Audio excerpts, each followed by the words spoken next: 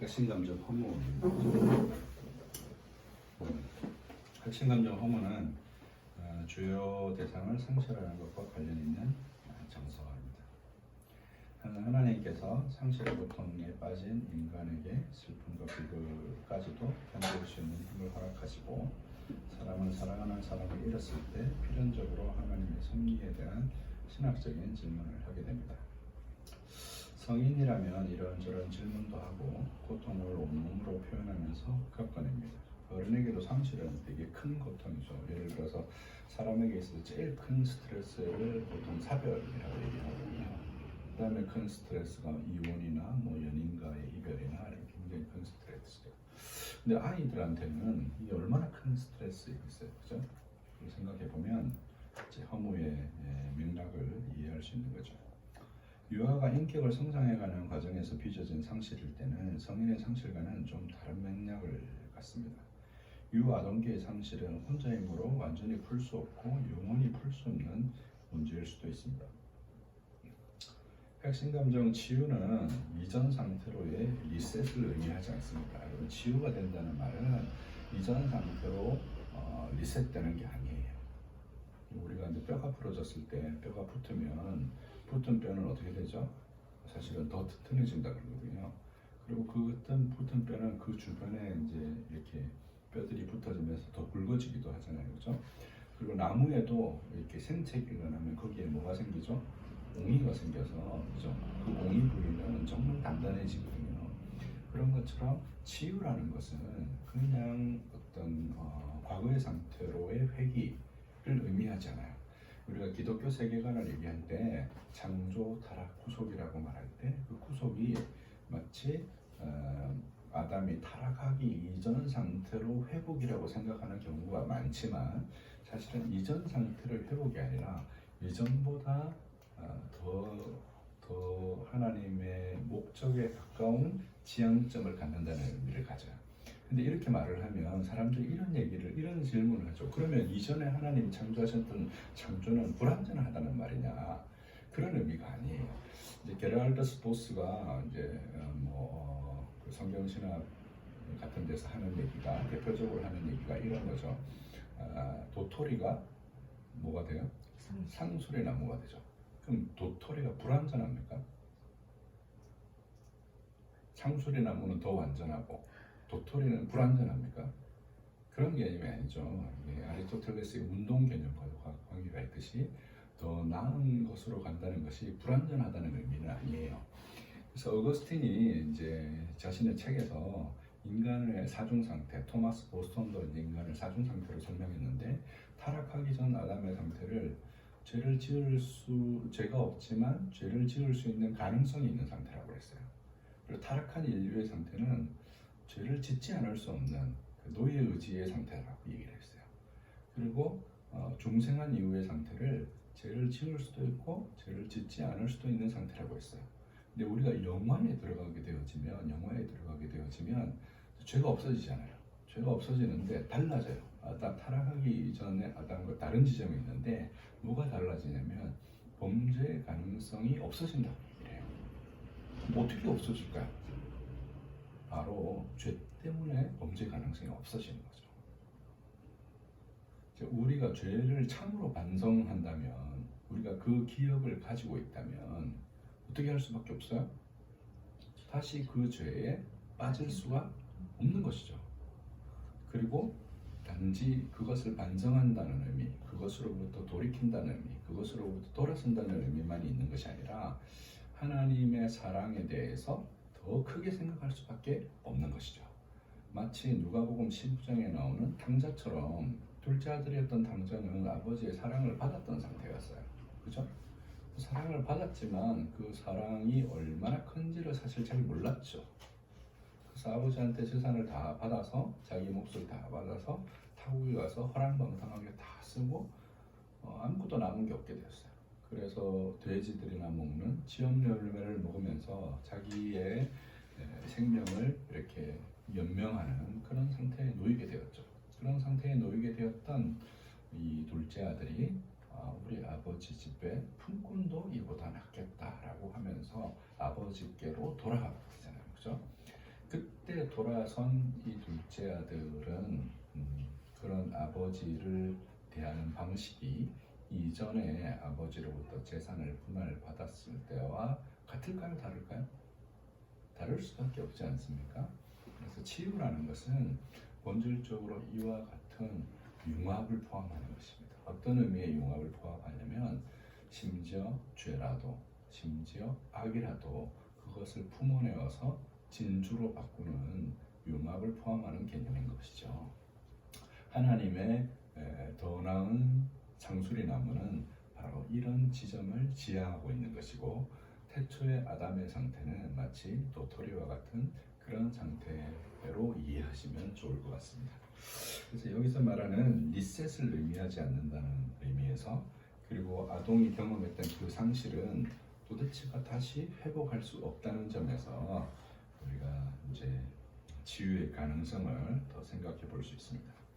초기 상실을 경험한 아동은 이후의 삶에서 우울과 관련된 질병이 발생할 이제 확률, 유병률이 높아지게 됩니다. 인격 형성의 중요한 구성 요소가 되는 경험 자체도 주로 이 시기의 정서에 의해서 결정되어집니다.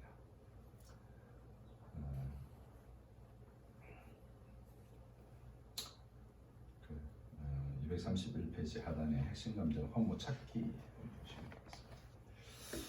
허무는 현실에 관심이 적거나 없습니다. 왜 그럴까요? 그렇게 애착하던 대상이 상실이 되었어요. 갑자기 없어졌잖아요, 그죠? 현실에 관심이 적을 수밖에 없죠. 타인에게도 관심이 적어요. 왜냐하면 애착하다가 어느 날 갑자기 잃어버렸기 때문이죠. 그런 태도 때문에 주변인들은 허무의 태도나 반응에 썰렁함을 주로 느끼게 됩니다. 핵심 감정은 미묘하게 타인의 마음에 자신의 핵심과 감정과 같은 핵심 감정을 불러일으킵니다. 이것도 이제 아까 말했던 이제 상호 침투의 개념이죠. 그렇죠? 상호 침투의 개념이고 이제 거울 신경과 같은 거죠. 어떤 한 사람이 계속해서 어떤 썰렁함과 허무함을 느끼고 있어요. 그 사람과 관계 맺는 어떤 타인은 그 사람이 겪는 감정을 같이 경험할 수밖에 없게 되어지는 거죠. 되게 미묘하게 그런 일들이 일어난다는 것입니다. 이는 모든 핵심 감정이 똑같습니다. 그러나 주의해야 할 것이 있는데 반대의 경우도 존재한다는 것이죠. 투사의 경우인데 핵심 감정에서 노연하지 않은 상태는 타인을 자신처럼 보는 경향도 있는 거예요. 내 것을 다른 사람에게 던지기도 하지만 타인을 볼 때 자기처럼 보는 거죠. 배려를 많이 하는 사람은 왜 배려를 많이 할까요? 배려를 못 받은 거죠. 자기가 받고 싶은 거예요. 그죠? 그래서 자꾸 배려하는 행동을 하는 것이죠. 근데 사실은 그냥 좀 배려해달라고 말하는 것이 더 나을 수도 있어요. 되게 거지 같거든요. 그 배려를 막 하는데 배려하면 상대방이 그 배려를 배려라고 생각 안 하고 보통은 권리로 하는 경우가 많잖아요. 인간관계 역동이거든요. 그러니까 사람은 자기 에너지를 최소한으로 쓰려고 해요. 누가 막 열심히 섬기고 막 봉사하고 막 해요. 그럼 그 사람이 하니까 내가 할 필요 없잖아요. 그죠? 그러면 이제 자꾸 자기 행동 범위가 줄어들겠죠. 이거 뭐 유명한 실험이 있어요. 그 경제학에 파레토 원리라는 원리가 있는데 2대8의 원리, 2대8의 원리. 2대8의 원리라는 원리가 있는데 뭐 20%의 농부가 뭐 80%의 어떤 소출을 지배한다는 거죠. 실제로 이제 개미를 대상으로 이런 실험을 해봤는데요. 개미들이 막 이렇게 있잖아요. 개미 한 군체를 뭐 이렇게 아크릴 통 같은 데 넣어서 관찰을 할 수가 있거든요. 관찰해서 이렇게 보면서 열심히 일하는 개미 위에다가 이렇게 칠을 하는 거예요. 칠을 하고 이렇게 다 보니까 다른 개미들은 그냥 노는 거예요. 80%가. 80%가 놀고 20%만 열심히 일을 하더래요. 그래서 그거를 어떻게 했냐면 핀셋으로 다 걷어낸 거죠. 그 20%의 개미를. 그러면 개미를 그렇게 걷어내면 나머지 80%가 어때요? 그 다 놀던 애니까 다 놀 것 같잖아요. 또 20%가 그 중에 또 20%가 열심히 하는 거예요.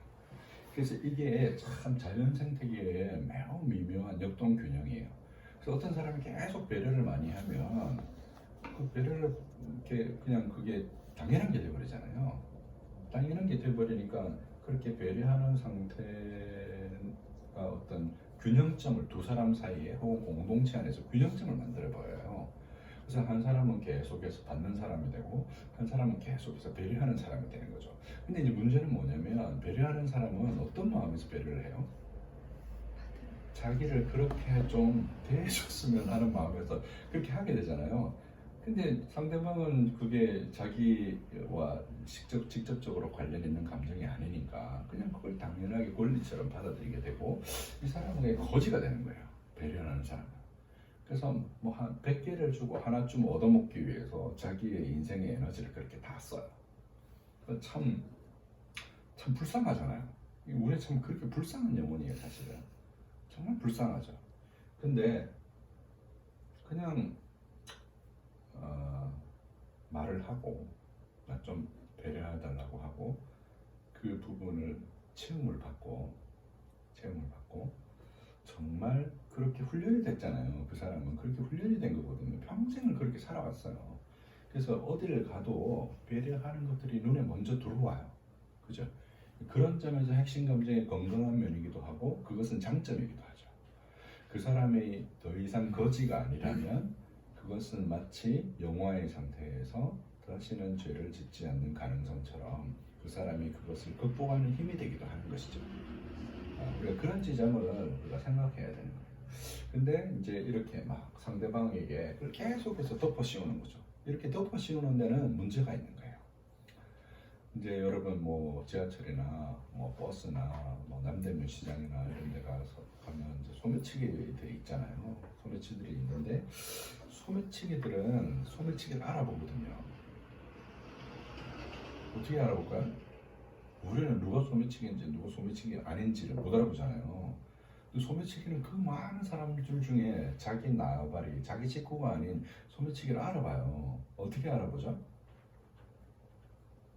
자기가 늘 하던 행동을 하는 사람이 보이는 거죠. 그러니까 그게 보인다는 것은 그게 누구 안에 있다는 의미예요? 자기 안에 있다는 의미잖아요. 누구 거예요? 자기 것인 거죠. 그래서 여러분 이 상호 침투의 개념은 사실은 내 안에 다 있는 거예요. 내 안에 다 있는 것이죠. 그리고 내 안에 있는 어떤 지점하고 타인과 세상 안에 있는 어떤 지점이 서로 어떻게 해요? 이렇게 연결돼야 되는 거예요. 이렇게 연결되어지는 사람이 사실은 건강한 사람이 아까 말했던 거울신경과 같은 구조이고 이렇게 건강하게 되어지는데 이렇게 한쪽이 권력과 힘을 갖게 되잖아요. 힘을 갖게 되면 이 거울신경이 파괴가 된다는 거예요.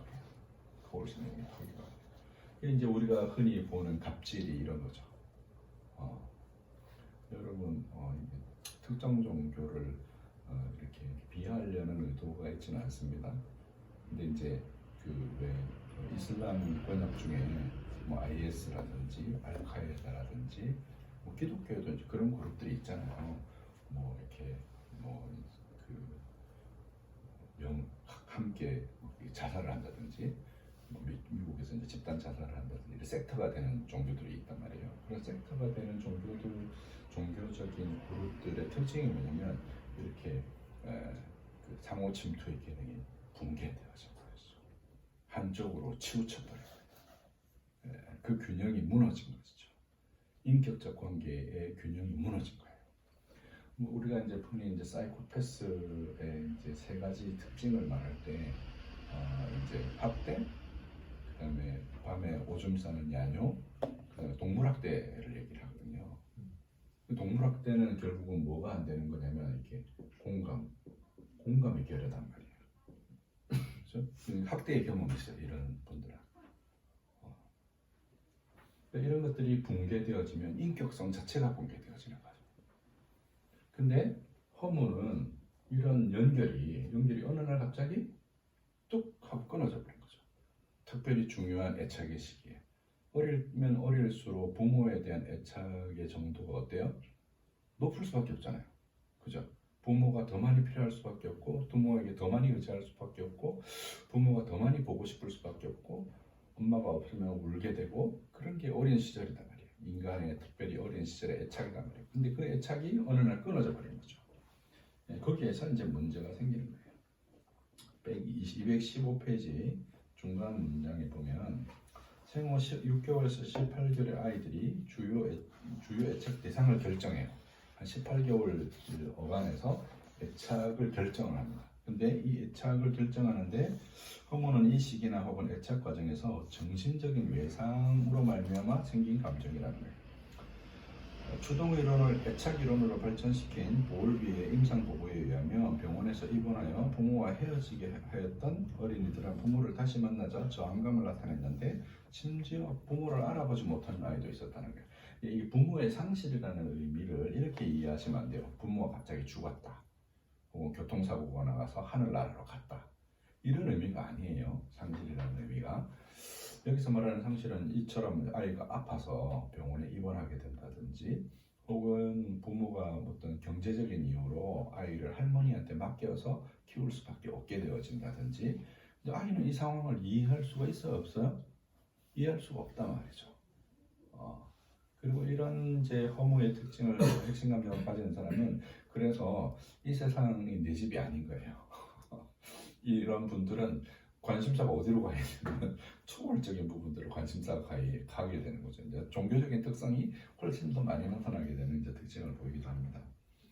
이제 에이스워스 같은 이제 소아과 의사는 애착의 형태와 질을 분류하는 낯선 상황에 이제 실험을 고안했는데 그중 20%에 해당하는 회피 유형의 애착이 불안정한 아이들은 엄마와 분리 후 재회 때에 괴로움을 표시하지 않고 엄마를 무시하는 반응을 보였어요. 얼마 전에 캡틴 아메리카가 주연을 했던 어메이징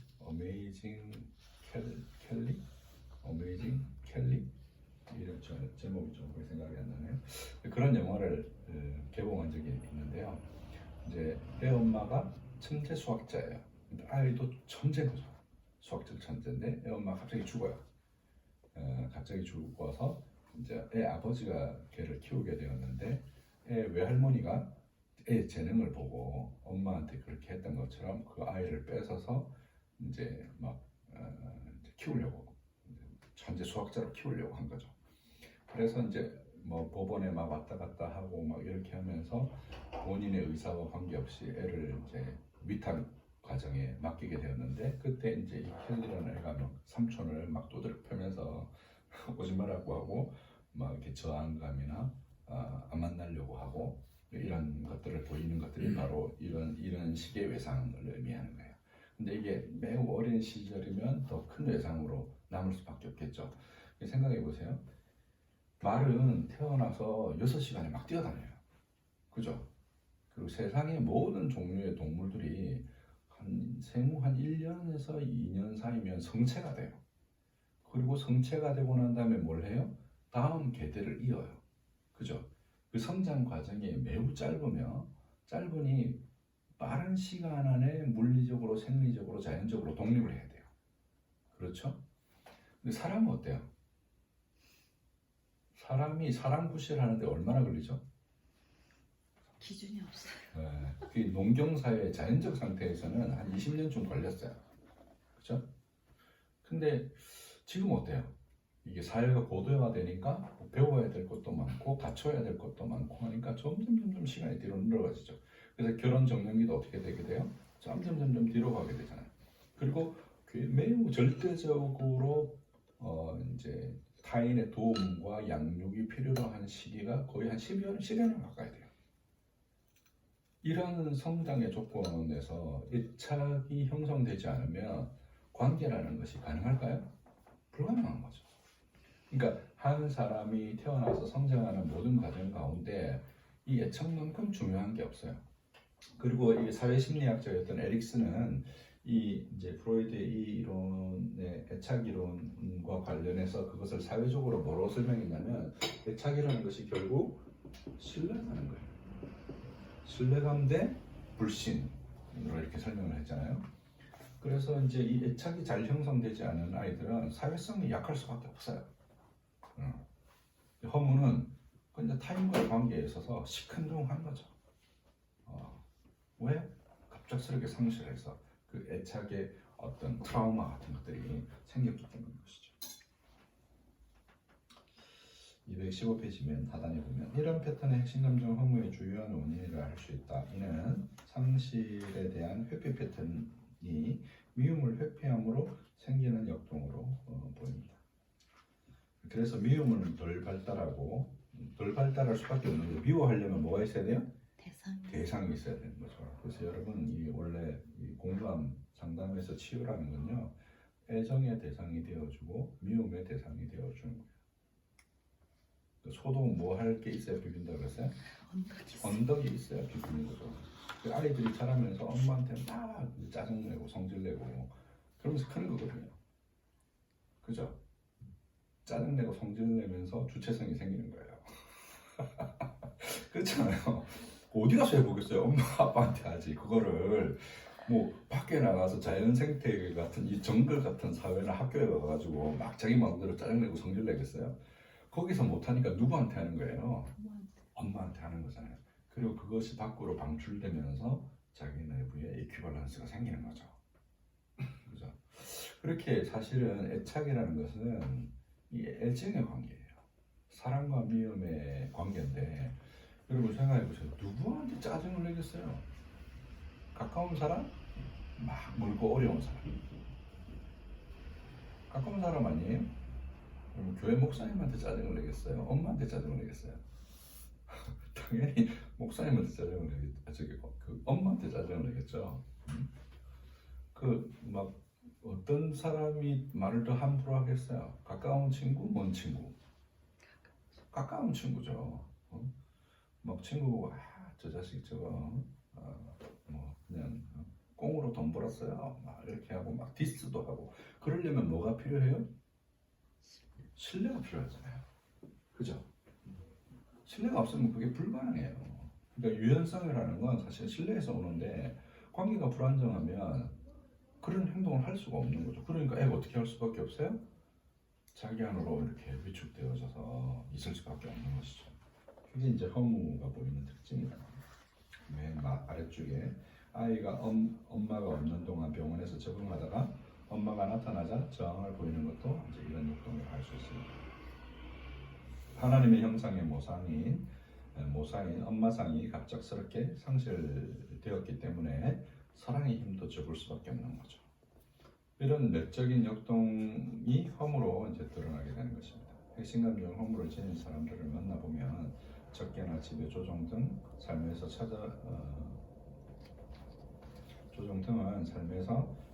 찾아보기가 힘듭니다. 어떤 것을 성취하려는 의도도 없고 그에게 유일한 관심사가 있다면 초월의 세계로 세상을 등지는 수도자 같은 경향을 보이는 거예요. 그죠? 애착 대상에 대한 그 트라우마가 이제 이런 이제 경향성을 만들어내는 것이죠. 다른 부분을 읽어보시면 될 것 같아요. 핵심 감정 허무의 역동 사례. 그 허무를 잘 보여주는 성경의 인물이 이제 솔로몬이에요. 솔로몬의 코엘렛이라 그러죠. 전도서가 계속해서 뭔 얘기를 해요? 헛되고 헛되다 이제 얘기를 하죠. 솔로몬은 왜 그렇게 탐닉적인 삶을 살았을까요? 이 솔로몬이 출생 배경을 가만히 보면요, 다윗이 바세바랑 가늠하고 그 다음에 태어난 아이였어요. 그죠? 그 아이가 죽고 나서 임신해서 얻었어요. 아마 되게 많이 수군거렸겠죠? 궁궐 안에서도 안 수군거렸겠어요. 어떤 정당성이 있었겠어요. 그죠? 다윗이 뭐 열심히 기도하고 바세바를 사랑해서 자녀를 낳았지만 남편을 잡아먹은 여자다. 우리 사회 같으면 그런 욕을 먹으면서 수군수군거리면서 궁궐에서 뭐 우리식으로 치면 궁녀들이 이렇게 시종을 들면서도 사실은 눈빛은 어떻겠어요? 매우 경멸적인 눈빛들을 보내는 그런 환경 가운데 놓였던 엄마로부터 양육을 받았어요. 그죠? 그랬던 이제 솔로몬이 엄마나 아빠와 애착을 제대로 갖출 수가 있었을까요? 아마 없었을 거예요. 그래서 솔로몬의 특별한 이름이 하나 돼 있어요. 별명이 보면 성경에 보면 하나님이 그에 대해서 말씀하시는 게 여디디아라는 이름을 주세요. 여디디아라는 이름은 사랑받는 자라는 이름이거든요. 이게 이제 되게 계시적인 의미이긴 하지만 여러분 진짜 사랑받는 사람에게는 사랑받는 자라고 얘기를 할까요? 안 할까요? 안 하죠. 그래서 이건 뭘 의미하냐면 솔로몬에게 그러한 종류의 필요가 있었다는 거죠. 그래서 솔로몬은 사실은 세상의 재물이나 권력을 구하지 않았죠. 뭘 구했어요? 지혜를 구했어요. 그죠? 그리고 뭐 어쨌든 여자들하고 좋은 관계를 만들려고 하다가 우상 숭배자가 돼요. 지식의 탐닉, 여자의 탐닉, 그죠? 전형적인 이제 허무의 특징을 잘 드러내 보이는 솔로몬을 알 수 있습니다.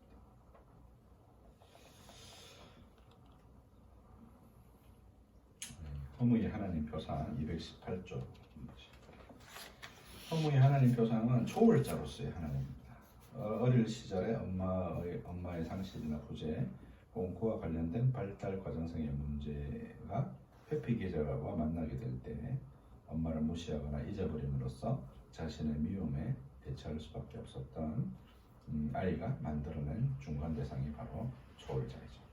그러니까 중간 대상이라는 게 이런 거잖아요. 엄마가 부재할 때 엄마 역할을 하게 되는 대상을 만드는 거 아니에요. 그죠? 그리고 그 대상에는 당연히 신성이 내재화될 수밖에 없어요. 어떤 신성적 요소가 내재화되는 거죠. 이 말은 무슨 의미냐면요. 이제 프로이드의 조자 발달을 얘기할 때 대상관계 이론이나 프로이드주의자들이 말할 때 이것을 신성의 내재화라고 그러거든요. 이게 무슨 뜻이냐면 이런 거예요. 이제 아이가 이제 오이디푸스의 길을 거치면서 아버지하고 경쟁하다가 아버지하고 경쟁해서 경쟁에 이길 수 없음을 생각하고 아버지가 가진 가치를 자기 안으로 복제해드리는데 아버지의 실제를 복제해드리는 게 아니라 어떻게 복제해드리냐면 이상화시키게 되잖아요. 내가 뭘 잘 못하게 되면 우리가 어떤 경향이 생겨요? 어떤 선망이 생기죠. 이제 우리 중고등학생 아이들이 아이돌 스타를 막 좋아하는 이유가 뭐겠어요? 자기와 다른 삶을 살기 때문에 좋아하는 거 아니에요. 여러분 뭐 우리가 동일시 얘기를 했지만 그 동일시도 생각해 보세요. 예를 들어서 손흥민 선수가 뭐 골을 넣었는데 막 내가 기뻐해요. 뭐 내가 그런 것도 아닌데 왜 그렇게 기뻐해요? 손흥민 선수가 이룬 그 가치와 성과를 자기 것으로 가지고 오는 거잖아요. 이렇게 인트로스펙션 되는 거예요. 뭐가 인트로스펙션 되냐면 내가 원래 가졌던 것보다 훨씬 큰 것으로서 자아 이상이 우리 안에 인트로스펙션 되죠. 그리고 아이들은 어떤 특징을 보이냐면 아까 전에 이제 우리 뇌에서 보면 변형계가 보이는 이제 어떤 특징이 뭐냐면 이렇게 전치와 응축이라는 이런 어떤 감정적 사고의 특징들을 보이거든요. 이 감정적 사고는 어떤 특징을 보이냐면 이제 아이들이 뭐 예를 들면 이런 거예요. 우리가 어렸을 때 이제 뭐 슈퍼맨 같은 걸 보고 나면 꼭 남자아이들은 그런 애들이 있어요. 이게요. 빨간 보자기를 목에 두르고 동네를 뛰어다니다 못해서 어떻게 합니까? 막 높은 데서 뛰어내려요. 그 높은 데서 막 뛰어내렸다고 어떤 애도 발생하냐면 2층에서 막 뛰는 애도 발생하는 거죠. 근데 그게 현실적으로는 불가능하잖아요. 그죠? 현실적으로 불가능한데 아이들은 왜 뛸까요? 그게 가능할 거라고 생각하는 신성의 내재화가 일어난 거예요. 그리고 이런 종류의 신성의 내재화는요, 사실은 우리 안에 이런 종교적인 씨, 칼빈이 말한 종교적인 씨가 우리 안에 내재화되어 있기 때문에 가능한 거예요. 그리고 우리가 신의 성품에 참여하게 되어지는 심리학적인 방식이 있다면 바로 이러한 방식으로 참여하게 될 거예요. 마치 성부와 성자가 서로 관계를 나누시는 것처럼, 사랑의 관계를 나누시는 것처럼 우리들도 성자이신 교회의 머리이신 성자와 연합하게 되어짐으로 온전히 연합하게 되어짐으로 그러한 상태로 들어가게 되는 거죠. 이것을 이제 동방교회의 교리에 따르면 이걸 뭐라고 얘기해요?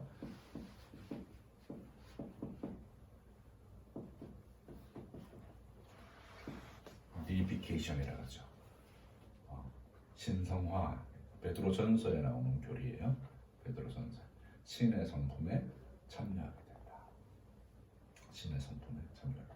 우리는 되게 이제 미천한 존재들이죠. 사실은 하나님의 형상으로 지음받은 어떤 하나님의 영광을 드러내는 존재이기도 하지만 동시에 제일 많은 되게 미천한 존재임에도 불구하고 우리를 그리스도와 연합하는 자리에까지 우리를 초대하신 하나님의 그 어떤 그 구원의 경륜 가운데 그 구원의 경륜이 이루어지는 내적인 디자인 혹은 내적인 체계가 있다면 뭐냐면 바로 이러한 과정을 통해서 신성의 내조화 과정을 통해서 우리가 거룩한 곳으로 나아가게 되는 것이죠. 우리가 그리스도를 선망하고 그리스도를 마치 10대 아이들이 아이돌을 선망하는 것처럼 그렇게 선망해야 맞는 거 아니에요. 그렇죠? 근데 예수 믿는 사람들이 10대 아이돌처럼 예수님 사랑합니까? 그 혈육적인 것만큼도 안 되잖아요, 사실은. 그죠? 아이들 대학 보낼 거라고 막 온갖 학원에 사교육에 따라다니면서 다 하지만 아이의 영혼을 위해서 성경 교사를 이렇게 가외로 해서 공부시키진 않잖아요. 네? 그게 뭘 의미할까요? 그러니까 이런 정말 이런 종류의 애착, 신에 대한 애착, 하나님과 삼위 하나님에 대한 어떤 애착과 사랑이 실제로 우리 안에 있는가 한번 생각해봐야 돼요. 여러분 그 예전에 그 H.O.T가 막 이렇게 나올 때는 어떤 일이 있었냐면 H.O.T가 공연한다. 네? 그러면 중고등학생들이 다 그날 조퇴를 하는 거예요. 응? 공연하는 날. 그래가지고 그 교육부가 그 교육청이 다 이렇게 시달을 해가지고 학생들 조퇴 못하게 하고 막 지방에서 버스 대절해가지고 수십 대씩 수백 대씩 서울로만 몰려들잖아요. 여러분 예수 믿는 것을 위해서 그래 본 적 있으세요? 그죠? 이 허무는 이게 애착에 관련된 문제이고 부모와의 혈통적인 애착의 문제가 생기니까 어디로 간 거예요? 이 세상은 내 집안이네. 이 세상에 내 정들 곳 없어라. 어디로 갈 수밖에 없어요. 초월자에게로 갈 수밖에 없는 거죠. 그래서 이런 기제를 보이게 되는 것입니다. 핵심감정 허무의 지우기예요. 지우기는 우리가 아까 봤던 이제 그 공감의 과정, 믿음이 사실은 이제 그런 과정이죠. 모든 핵심감정 지우기는 기본적으로 하나님께서 우리의 마음에 주입하신 습관이 믿음을 활성화하는 게 그 목적이에요. 믿음이 액티베이팅 되게 하는 거죠. 믿음이라는 게 뭐냐면 결국은 이렇게 이 관계를 서로 묶어주는 바인딩하는 것이거든요. 연합하는 거잖아요. 믿음의 핵심이 로마서 6장 같은 데 보면 연합교리로 이렇게 설명되잖아요. 그렇죠? 그리고 믿음이 또 습관이라고 얘기하고 조나단 에즈워즈 목사님은 거룩한 감정, 어펙션이라고 얘기하죠. 어펙션. 그렇죠? 그리고 그게 가능하려면 이 어떤 공감과 거울신경 신체적으로 보면 그게 작용해야 되는 것이죠. 그런 흔적을 하나님께서 우리의 마음속에 남기신다. 그러니까 허무가 겪는 초월자 표상도 이게 꼭 나쁘다라고 말할 수가 없는 것이죠. 아마 이제 이런 계통에 계신 분들은 주의해야 될 것이 신비주의 같은데 하지 않을 수 있도록 좀 주의해야 될 필요가 있는 것이죠. 네, 언약적인 인격 주체 세우기 221쪽입니다. 모든 사람에게는 결이 있습니다. 다 같을 수 없고 우리는 모두 다 다릅니다. 이 사실만 진심으로 받아들여도 갈등의 대다수를 해결할 수 있습니다. 허무의 장점은 욕심이 없고 그래서 갈등이 적다는 점입니다. 단점은 소통하는 만남을 멀리하고 겉도는 특징을 보입니다. 모든 사람이 같을 수 없고 같아야 할 필요도 없습니다. 바람결에 내려앉은 씨앗은 자신이 뿌리 내린 땅을 탓하지 않듯이 우리의 인생을 이런 곳에 뿌리 내리게 하신 데에는 하나님의 섭리가 있다는 사실을 믿어야 합니다. 다만 우리는 이것을 통합해내고 성장해야 할 과업을 주님께로부터 요청받습니다. 사랑과 미움을 통합해내는 것이 성장의 과업입니다. 사랑과 미움을 통합해내는 것이죠. 우리는 내면의 숨은 감정을 통합해서 성장의 길로 가는 것입니다. 이렇게 허무는 이 두 가지를 통합해야 될 필요가 있는 것이죠. 그리고 현실에 있어서 관계를 회피하려고 들지 않고 거기에서도 애착과 사회적 관계를 이렇게 통합을 통해서 이렇게 이런 과정들을 관계 맺는 과정들을 통해서 활발하게 만들 필요가 있는 것이죠. 다른 부분을 읽어보시면 될 것 같고요. 질문 있으시면 질문 드리겠습니다.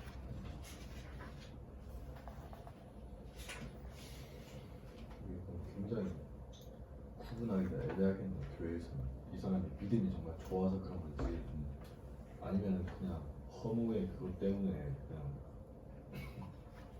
뭔가 좀 세속적인 것으로부터 추월의 것처럼 보이는 건지. 그걸 굳이 구분해야 될 필요가 없죠. 그걸 굳이 구분해야 될 필요가 없습니다. 그 우리가 뭐 복음서에도 나오잖아요. 가라지가 뿌려졌는데 뽑을까요? 했더니 주인이 뭐라고 얘기합니까? 내버려 두라고 얘기하죠. 왜 내버려 두라고 얘기합니까? 그것으로 인해서 알곡이 상할까 염려하다 이렇게 얘기했어요. 사실은 세상은 하나의 생태계 같은 것이죠. 그런 사람들이 있음으로 인해서 오히려 신앙인들이 더 자극받을 수도 있고, 또 달리 말하면 그런 사람들은 구원의 기회를 한 번 더 얻을 수도 있고, 물론 예정의 관점에서 보면 이미 정해져 있는 일이긴 하지만 어쨌든 언약적 관점에서 보면 하나님이 그를 계속해서 부르시는 거잖아요. 왜 우리가 굳이 구분합니까? 우리는 단지 그가 보이는 신앙 고백을 따라서 하나님의 백성으로, 언약 백성으로 교회 공동체가 함께 살아가면서 가야 하는 것이죠. 굳이 구분할 필요가 없습니다. 구분해가지고 뭔가 이렇게 그 사람을 억지로 드러낸다는 의미라기보다 말씀하신 대로 딴 사람들한테 그게 독이 될 수 있겠지만 그 사람 자신에 대해서는 교회처럼 막 정말 대단하다 이렇게 늘 인정받고 이렇게 할 것인데 이제 자기 속에서는 계속 그냥 골망하고 있는 걸 수도 있는 거죠. 심지어 뭐 사역자도 모르고 그냥 정말 진짜 대단하세요 하는데 자기 스스로는 저는 충만함을 못 느끼고 그냥 그렇게 도피하는 그런 걸 수도 있어서. 그럴 수도 있죠. 그럴 수도 있지만 그게 뭐 그래서요. 그냥 뭐 자기 목 아닌가요? 그리고 어떤 면에서 그렇게 해서 그 사람이 하나님 앞에 나왔다는 것 자체가 그 사람에게서는 구원의 기회죠.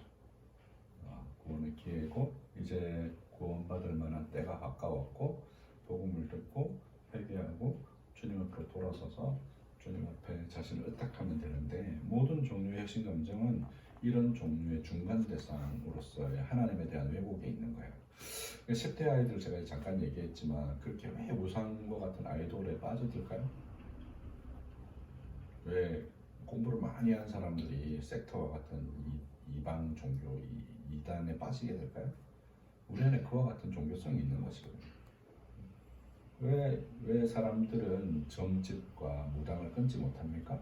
21세기가 되었음에도 불구하고 그런 욕망이 사람 안에 내재되어 있는 것이죠. 그 종교성이라는 게 결국 복음과 맞닥뜨려서 하나님에게 나오는 모든 과정인 것이죠.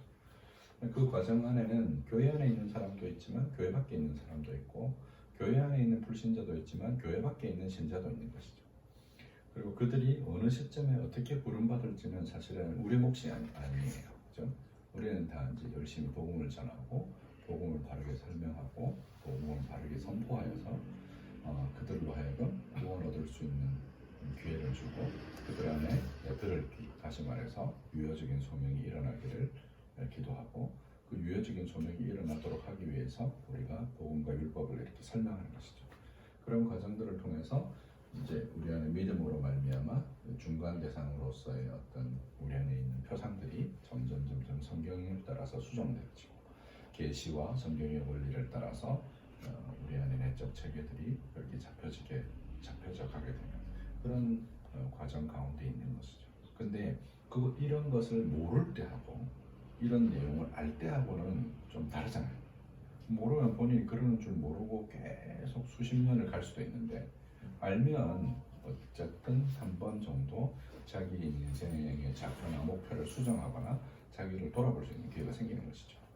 그런 지점에서 이제 핵심감정 치유가 인간적으로도 어떤 사회적으로도 큰 유익이 있을 뿐만 아니라 영적인 과정에 있어서 큰 유익이 있다는 점을 보여주는 게 바로 핵심감정 환부라 할 수 있는 것이죠. 여기 목사님 여기 보면요. 네. 여기 그 두 가지 인식론에서 하나님과 나 자신이라고 네. 얘기했잖아요. 네. 근데 거기에 보면 네. 알면 오만을 낳고 네. 또 그 다음에 지식이 없이 비참함을 낳는 속에서 이제 절망을 낳잖아요. 네. 그러면 오만과 절망 사이로 이제 우리가 방황을 하게 되기 때문에 하나님을 더 많이 알아야 되는데 오만과 절망이라는 게 사실은 정반대인 것 같지만 두 가지가 다 뭐를 의지하고 있는 거예요? 나를 이제 그렇죠. 자기를 의지하고 있는 거죠. 우리가 비참을 알았을 때 어디로 가야 돼요? 그리스도께 가야 되는 거잖아요. 오만이라는 것을 알았을 때 어디로 가야 돼요? 당연히 하나님께로 가야 되는 거잖아요. 근데 우리가 반대편에 있으니까 이 두 가지가 반대라고 생각해요. 근데 두 가지가 사실은 쌍둥이죠. 그래서 뒷장에 보면 네. 국률의 태도를 통해서 비참과 연약을 깨닫게 되는 거잖아요. 네. 결국은 네. 그게 같은 맥락으로 다 봐야 그렇죠. 돼요. 아까 전에 잭의 얘기가 그죠? 고울스톤 박사가 저기 뭐 4명의 정신과 의사를 해치웠으니까 이 사람도 해치울 것이라고 생각하면서 이제 능글맞게 자기 증상을 얘기한 거잖아요. 그러면 이제 보통은 정신과 의사들 약 드세요. 이 약 드셔야 됩니다. 안 먹으면 안 고쳐집니다. 현실은 그게 아니에요. 당신 위층에 집이 없는데 어떻게 위에서 소리가 나요. 뭐그 현실을 빨리 깨달으세요. 막 하고 현실을 막 알려준다고 해서 그 사람이 좋아지느냐? 좋아졌으면 벌써 4명의 정신과 의사를 만나지 않았겠죠. 그죠? 근데 뭐라고 고울스톤이 대답을 했어요? 저는 당신을 믿어요. 그 말 한마디에 두 사람이 연결된 거죠. 그죠? 그 이제 햇님하고 바람하고 이소부와의 나그네 옷을 벗겼는데 누가 옷을 벗겨요? 햇님이 옷을 벗기죠. 그러니까 결국은 우리가 우리 안에 거울신경, 그 뇌신경회로 중에 거울신경이라는 게 서로 연결되어 있는 것이거든요. 그게 사람과의 연결만을 의미하지 않고 자연과의 연결, 하나님과의 연결을 의미해요. 그리고 그 연결의 어떤 신성의 내재와 어떤 내면적 장치가 있는 것이고 그 내면적 장치로서의 중간 대상이 있는 거죠. 이 종교의 씨예요. 그래서 만물의 신성이 충만한 줄 사람들이 알아요. 모르지 않아요. 그러니까 요즘은 단지 아이들에게 열광할 뿐이지 이게 우리가 고대 사회였으면 막 어디 신전에 가서 막 이렇게 하고 있는 거예요. 하나도 다르지 않아요. 그렇죠? 근데 그 중에 우리가 사실은 하나님이 어떤 하나님으로 우리에게 다가오는 거예요. 우리를 긍휼히 보시고 우리가 받아야 될 십자가의 진노를 당신이 받으심으로 우리에게 긍휼을 베푸시는 하나님을 우리가 만나게 되는 거잖아요. 그게 이제 십자가 복음과 종교의 본질이죠. 그게 본질이고 그것을 알게 되어질 때 그 사람이 참으로 신에게 귀한 자인 것이죠. 하나님으로 만족하게 되는 자인 것이죠. 그게 믿음이에요. 근데 우리는 이제 믿음을 이렇게 생각하는 경향이 있죠. 이제 보면 이렇게 파이가 있으면 피자 파이가 있으면 이제 일, 연애, 그다음에 취미, 그다음에 뭐 등등등 자녀, 가정, 뭐 직장, 그다음에 뭐 등등 그 중에 한 개로 뭐예요? 신앙. 이렇게 생각하잖아요. 그죠? 근데 참 신앙인은 어떻게 생각하는 거예요? 이 모든 일들의 중심에 누가 계신 거예요? 예수 그리스도가 계신 것이죠. 이 모든 것들이 그리스도께 드려진 거죠. 그래서 이제 초월자 하나님에 대한 허무라는 핵심 감정을 통해서 신성이 내재화되어지는 그 경로들을 알 수 있고 이 말은 역으로 추적하면 우리가 그와 같이 하나님을 선망하고 하나님을 동경하는 것들이 우리 안에 있어야 되는데 그죠? 너무 많은 것들을 애착함으로 사실은 그 경로를 우리가 잊어버린 것도 있는 것이죠. 그래서 뭐 손흥민 막골 넣은 거는 막 차범근 기록된 거는 막 좋아하면서 예수님은 우리가 그렇게 안 반긴단 말이죠. 그런 기쁨이 없어요. 예수 믿으면서. 그죠? 그 지난번에 목사님이 얘기하신 그 영화에 네 잘못이 아니야, 네 잘못이 아니야. 계속 그 얘기를 하는 게 명장면으로 나오더라고요. 보니까 그때는 그렇게 심각하게 보지를 못했거든요. 지난번. 고딜 헌팅 말하는 네. 거죠? 그래서 다시 한번 네. 정말 보면서 아, 저 사람한테는 저말 한마디면 될 텐데 아까 말씀하신 것처럼 다른 얘기를 계속 해온 거잖아요. 결국은 그 사람이 바라는 말은 나를 믿어주고 있고 그러니까 선생님 나 화나게 하지 마세요. 화를 내면서 결국은 울음을 터뜨리는 걸 보면서 정말 이 현실 속에는 그런 순간이 필요하구나. 그렇죠. 누구나 믿고 네, 싶은 신뢰라는 것이. 신뢰하고 네. 싶은 대상이 있어야 되는 거죠. 네. 그 대상이 없으면 우리 삶은 의미가 없어요. 그러니까요. 네. 이 정도 할까요? 수고하셨습니다. 잠깐 기도하고 마치겠습니다. 하나님 은혜 주셔서 많은 사람들이 회복되게 하옵소서. 이 강의를 사용하여 주옵소서. 예수 그리스도 이름으로 기도합니다. 아멘. 수고하셨습니다. 감사합니다.